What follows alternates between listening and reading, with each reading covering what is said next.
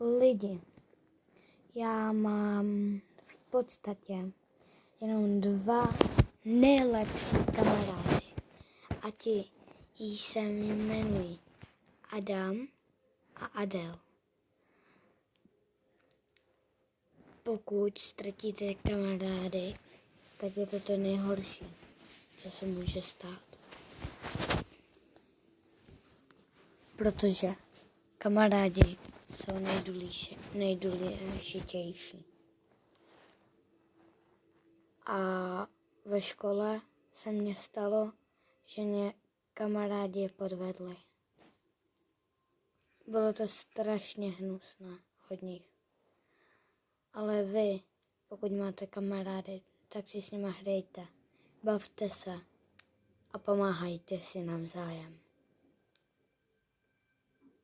Děkuji.